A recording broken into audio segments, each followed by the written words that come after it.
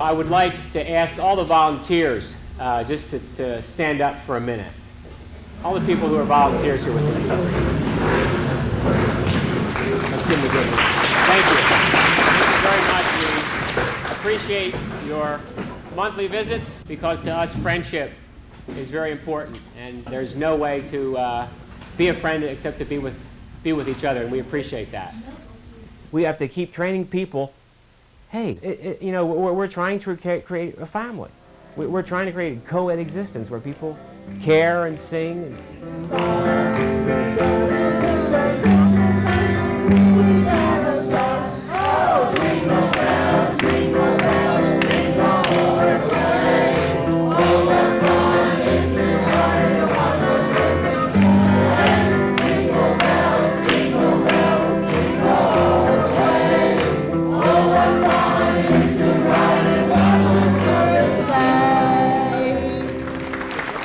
A century ago, the family of Levi and Sally Aldifer had a son, Jonas, who, unlike his brothers and sisters, never learned to read.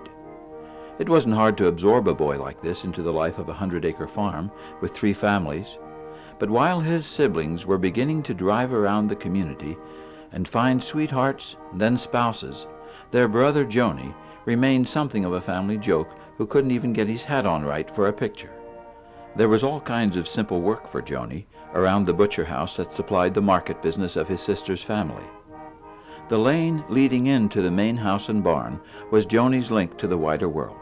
He loved to carry letters out to the mailbox and be the first one there after the mailman had come. He was forever being teased. "Joni, your long underwear's sticking out of your pants." Joni was actually bilingual. Pennsylvania Dutch was his mother tongue, but he'd speak a broken English when he'd joke with neighboring children about his hand that had only 3 fingers. Being with children gave him pleasure, since his own mind was childlike, with a body strong as an ox. He never complained, though he always got the dirtiest jobs and some of the more frustrating ones, like trying to chase a couple of frisky calves into the barn or bringing in the old cow that always lagged behind the herd.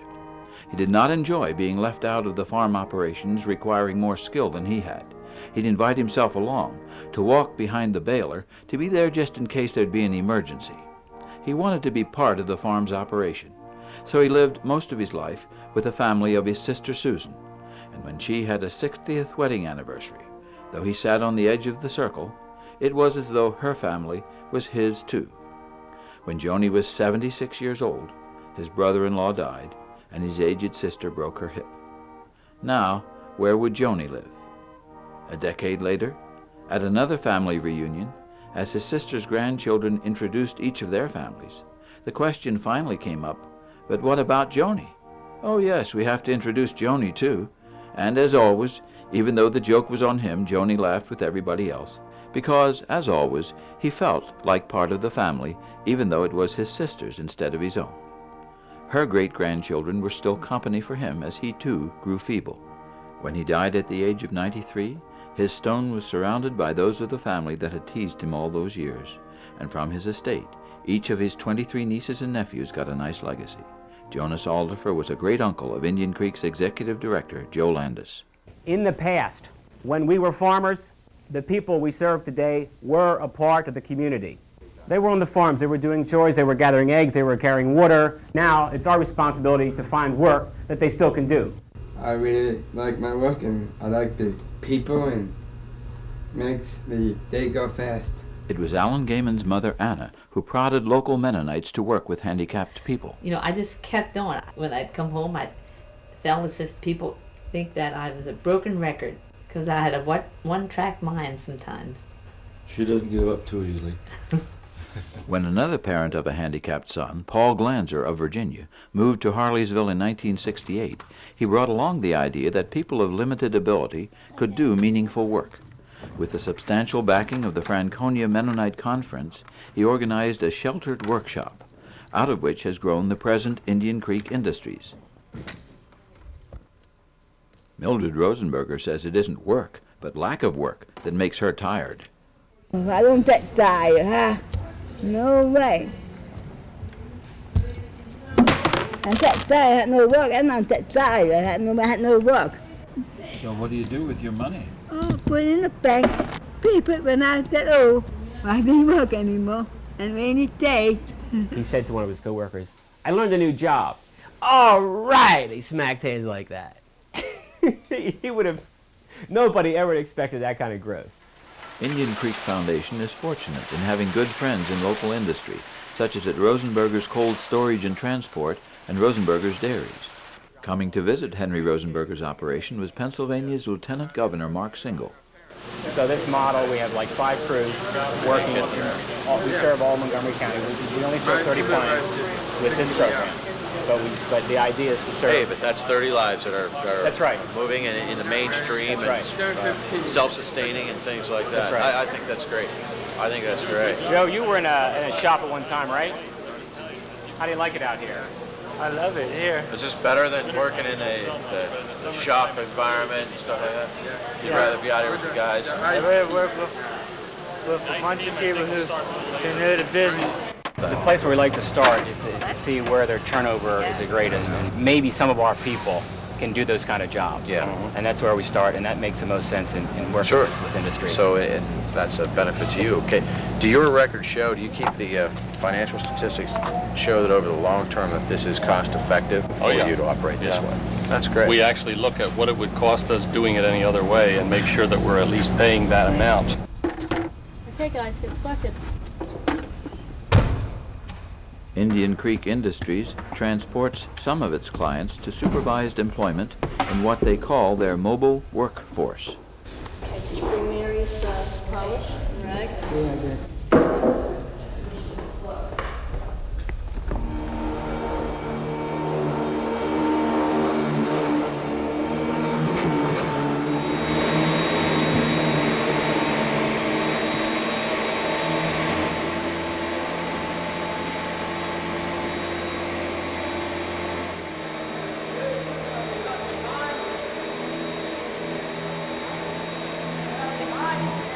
Real work in real places generates a real self-esteem. What mobile workforce people are here tonight? Huh? Let's stand out. Let's see who you are. Mobile workforce people.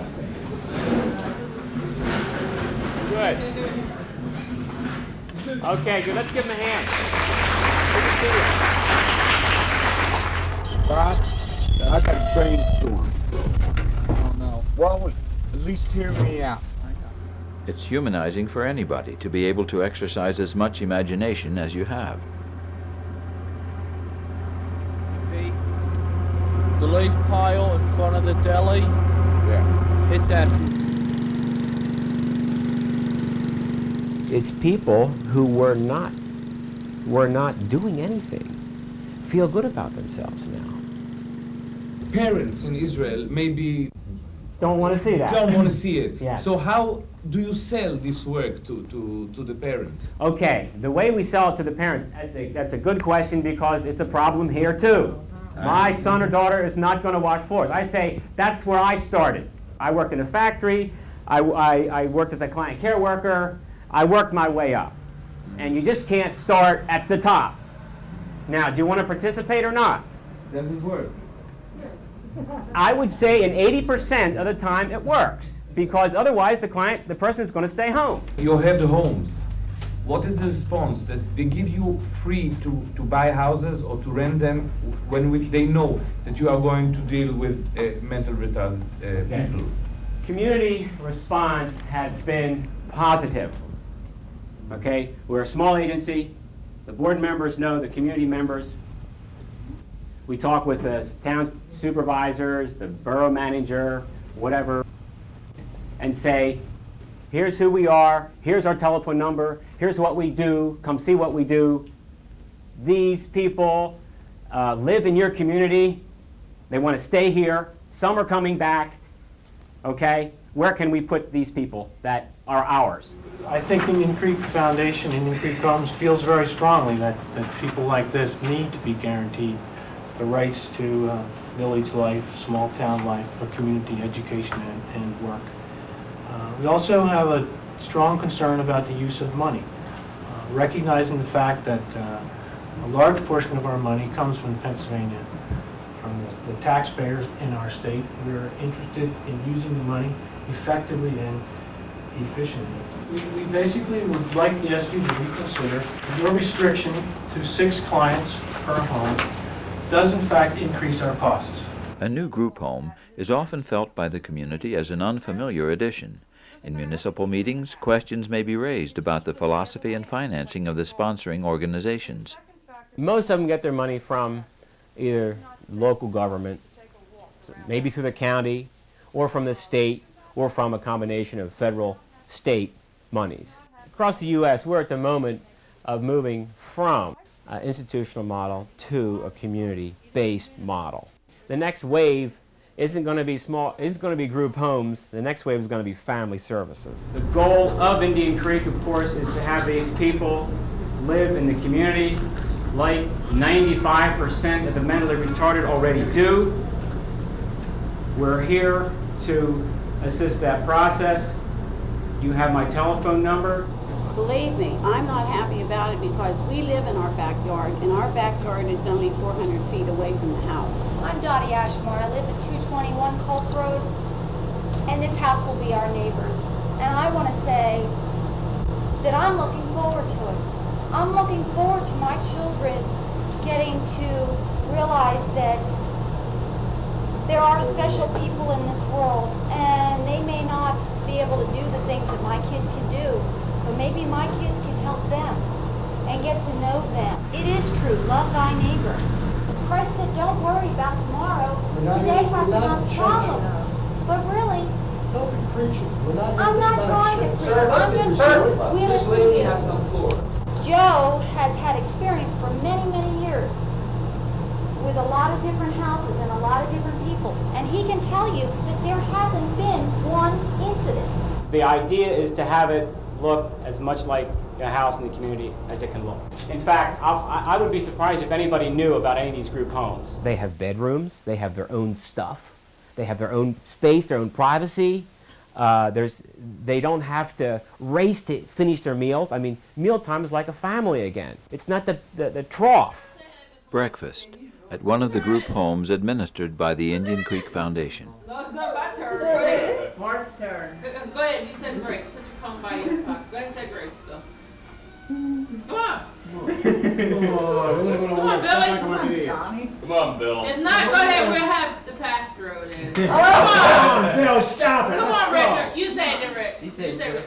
Okay, God, for the devil, thank you for the God, and for all things, Amen. Very good. That's good.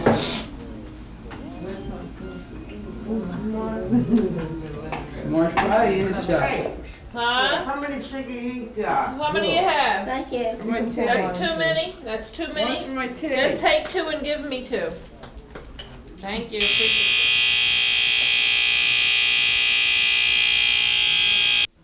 A case of burnt toast inadvertently proves that the smoke detectors in the group home at Indian Creek are functioning just as they ought to if there had been a fire. And since we know what it is, that's why we didn't get up for a fire drill. Am I correct, everyone? But if there was an actual fire, what would you have done? Go out the door. Which door would you have used? That way. Okay, all right. That's good. Oh, Mark. Mark, that's enough, baby. Did you need the whole box? Here.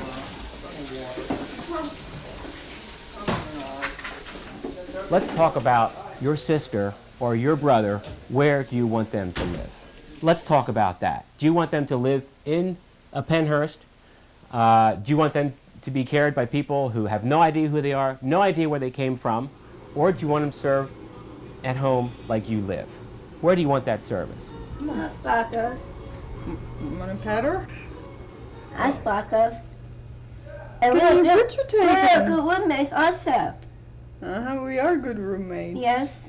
Yes, we We are. watch TV together. Yeah, we do. We do watch TV. We do things together like, Yeah, we got Oreo. Sparkles. You like Sparkles? yes, I do like Sparkles. He's really nice and cozy too. Sparkles in our family now. Before coming to the group home, Joyce was grossly overweight with nothing to do. I had to get back to work.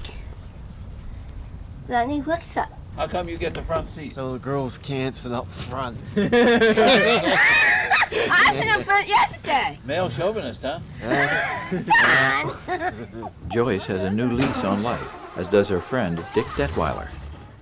Why, I even bought my own dinner a couple of weeks ago at the restaurant. And I can pay my own train fare. Go Christmas shopping with Kendall and Lauren. And we're going to buy a Christmas present for everybody. It's a new experience. I got calendars, knickknacks. Bob Schoenle came from Pennhurst after years and years at Pennhurst. When he came to us, they thought he could not talk. Yes, Bonnie, it's me. I'll be down in an hour, all right? Nobody ever thought that he would live in an apartment, with a roommate. When Mrs. Schoenle and I was there and we were talking about moving him to an apartment, this was a gigantic step. Music-loving Bob and his roommate Jerry Myers have a quite stable household between them. Since 78. Wasn't it about 10 years? 10 years, yeah. 9 or 10, I'm not too sure. Would you like to change or you like to keep on? I'd like to keep on, keep it rolling. It's not monotonous, see. You can go wherever you want to. Yeah, as you please. As you please. We have our moments. You have ups and downs sometimes. Over what? Well, sometimes he closes my room door in the morning.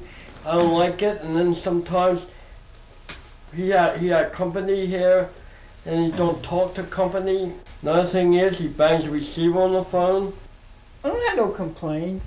There are people around us who have basically fallen through the cracks. Nobody's trying to harm him or they hate him or anything like that, but they're just forgotten. The idea then is to find these people and see what they need and then provide that service, staying a step ahead of them.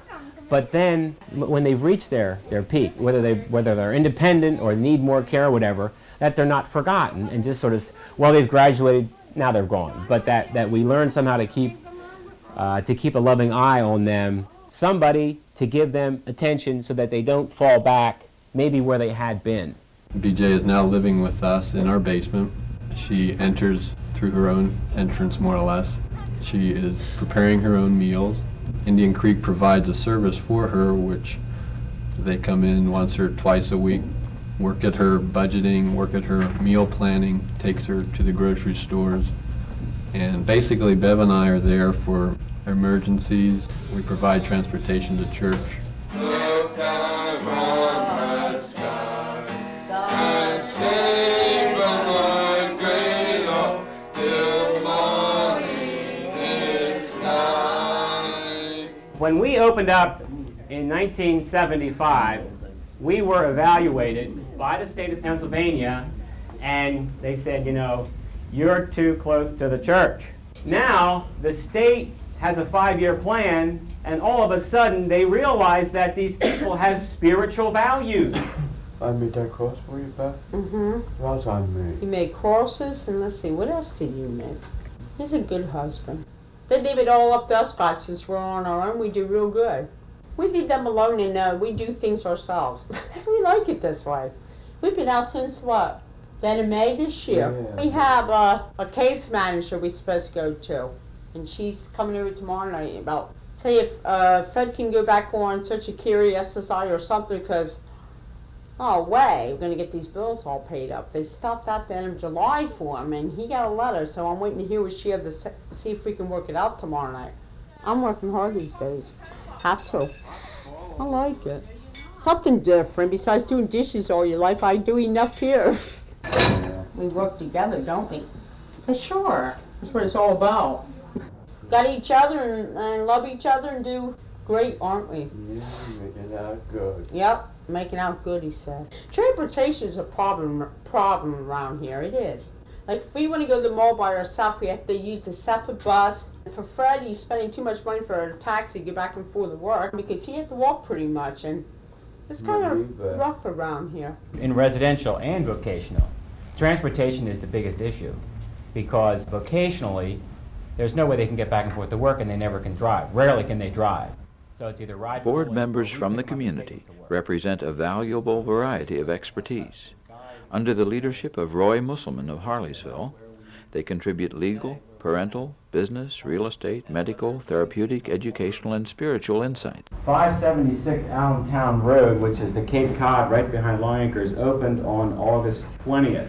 We have 5 children living in there. We got certified. Some are non-ambulatory. They're all low functioning. Some have behavior problems. The 17 boroughs and townships around Hardersville, 300,000 people. That's our universe. That's who we're trying to identify. Who are they? Where are they? What do they need? Give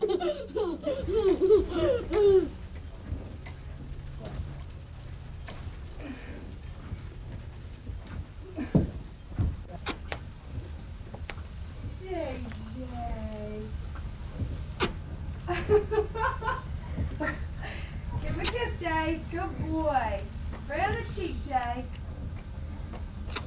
Aww. Even lower functioning individuals can be helped toward productive activity in a section of Indian Creek Industries for adult developmental training. I have a cat at my house. It's brown too. That looks like Garfield, doesn't it? Garfield the cat. Garfield the cat too.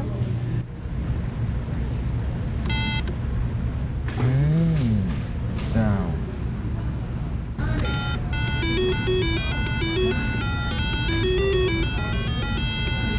As the holiday season approaches, handicapped persons are as eager as anyone else to share in the communal celebrations.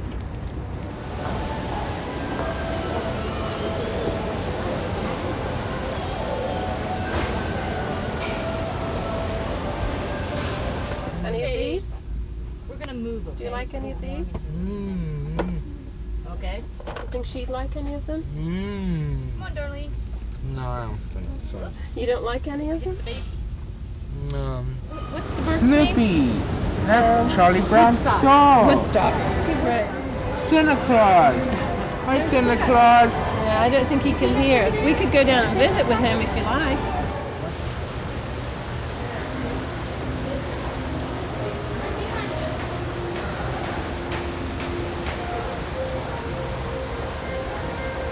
That's a pretty brown skin. Merry Christmas to you, too, Merry dear. Christmas. Right. Yeah, you got a Mrs. Santa Claus, too. Yeah. Okay. We'll see you again, pal. See you again. Bye, Santa Claus. He has to go back to work. Find out what everybody wants for Christmas, right?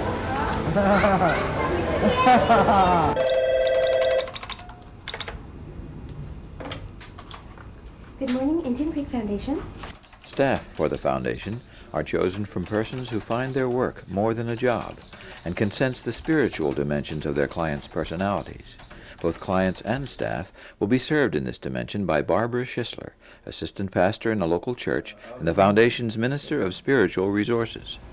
Well, we have a member of Percy Mennonite Church who is also in one of the Indian Creek group homes, and that was a situation of a person who had come to church for a couple years and thoroughly, enthusiastically just embraced the church as her family. And so after a while I began to wonder why she could not be a baptized member, because she was a committed part of the congregation.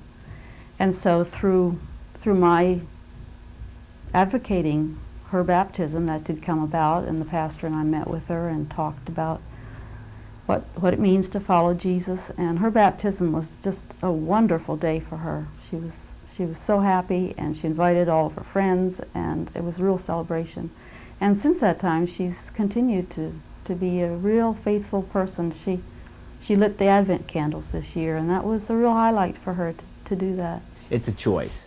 You know, people need a choice to say yes or no. If they say no, we still love them and we'll provide the care what we can. If they say yes, we'll try to connect them spiritually. Well, I think that these are important people. My mom just passed away last weekend. Yeah, so sad for us. So we're doing fine, trying to take care of everything carefully. And everybody's calling us, checking on us, contact us, and everything else.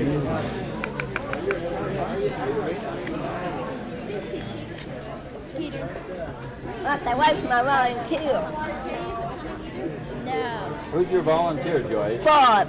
She's from main office, secretary. I work at the office. She's the one who always gives us all paychecks. I'm the one. She's the one. What do you make a week, Joyce? What? How much do you make a week? A lot.